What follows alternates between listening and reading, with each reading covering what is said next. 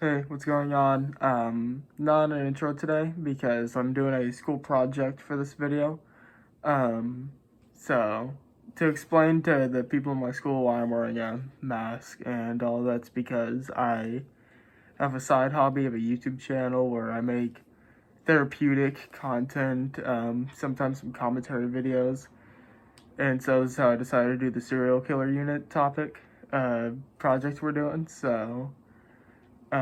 Without any more discussion, I just wanted to get that out of the way to explain why I'm in this whole get up, and my mic's over there because it's gonna be a documentary type of thing. So, anyways, moving on. Welcome to the basement, where, in a stereotypical fashion, a lot of killings would be taking place from any horror movie. Really, there's always a basement or an attic. I could have recorded this in an attic. Who knows? Moving on. Today, we're going to be talking about a infamous serial killer, the inspiration for Texas Chainsaw Massacre. I think it's called Call of the Lamb, Night of the Lamb, Slaughtering of the Lamb, something with a lamb in it. Who knows? We're going to be talking about the killer Ed Gein, who story starts off obviously whenever he was born, but if we skip ahead a little bit, he's the youngest of two kids, his brother Henry, his mom Augusta, I think that's how you pronounce it, and a dad I never really got the name of, even though I have a script right there. It's also really hard to breathe, but I digress. His dad was very abusive. He was obviously an alcoholic, like every killer's dad, it seems like nowadays. And his mom was so much of a Christian, Lutheran Christian, I should add, because different denominations leads to different things. Enough to where it would be classified as bigotry, some may say. And I say that as a diehard Christian myself, so I don't use the word bigotry in a loose term. I use it in a more sincere way of saying things. Ed's mom was the type of woman or mom to say that every woman except her was a harlot, also meaning unclean, impure, or I can actually say this because it's educational, a sex worker. So she kept implementing that into Ed's head for years until Ed just had a non-existent social life with no women at all except his mom and maybe his aunties and grandmas and whatever, but all I know, his mom was the only woman that was pure. And every time Ed tried to even make a friend, his mom would just immediately disapprove of basically anyone whose molecules just didn't perfectly align. Like if you slammed your fist down on a table and your hand didn't go through, get out of her son's life, honestly. Like you might as well just quit now while you're ahead. Ed's social life was the equivalent to a projector in the modern day classroom. You know, everybody knows it's there because it used to be in use a lot. No one really cares about it anymore. We kind of just all use Chromebooks and TVs, but I digress. This has caused several problems for Ed in his lifetime, but especially in adulthood, whenever he was finally free, you know, get to spread his wings a little bit, get to go out into the world without mommy's hand guiding him everywhere he went. But because of his rough childhood, where he couldn't really socialize with a lot of people, he kind of just was described as awkward, like, couldn't form a good, meaningful conversation. Maybe, you know, you could ask him how the weather was, and he was like, seems rainy. Who knows? I'm bullying this guy too much, I'm sorry. So yeah, most people described him as awkward, but it did come with a perk. Since he basically had no social life, he could train on really anything he wanted. So he took up random gigs, like side jobs, for anyone in the small town that they lived in. And so he became a real handyman, which really becomes important later.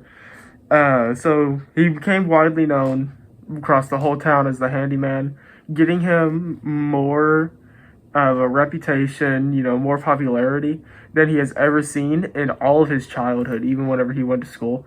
In fact, he actually got homeschooled for a little bit from his mom because the people in normal schools, if you didn't guess, are unclean and satanic. You would have known. Ed actually started to make friends. Even though he wasn't good at making conversations, slowly with those friends, he actually started to learn, which was the good part. And this went all the way to his 30s or 40s before his mother sadly had a stroke one day and was sadly bedridden for possibly the rest of her life or until she healed. There's a bit of foreshadowing in that part, but not the good type of foreshadowing. So his mom was bedridden for a year and 8 months before sadly she suffered another stroke and died fully this time, which I can't judge or say who was a good person, who was a bad person. But going off on a little bit of a side tangent here about Ed's life, his older brother Henry, the oldest, was a little bit more of the favorite than Ed ever was. But eventually, as he got older, started going against his mother's belief, and for that crime against God, during a house fire that somehow happened, it is believed that Ed killed Henry. The reason why I say believed is because the police ruled it an accident, but Henry had a pretty weird bruise shape on his head, like someone just hit him over the head with something blunt.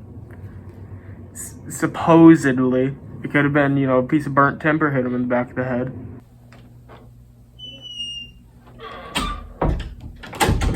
This line of death sadly broke Ed's heart, pretty badly.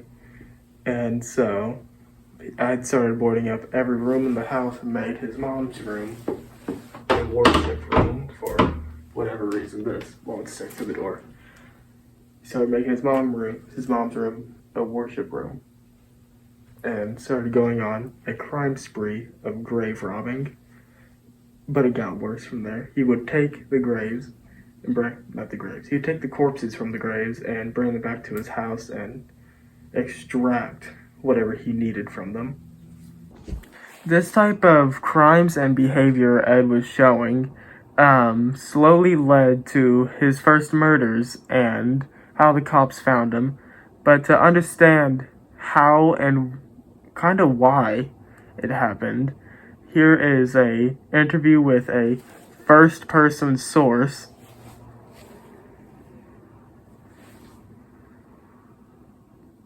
I will play it now. Ed was stalking this hardware store for weeks, but more specifically, the owner, a nice old lady named Bernice Warden, who he eventually kidnaps and kills. The cops get tipped that she was last seen with Ed, so they check his house.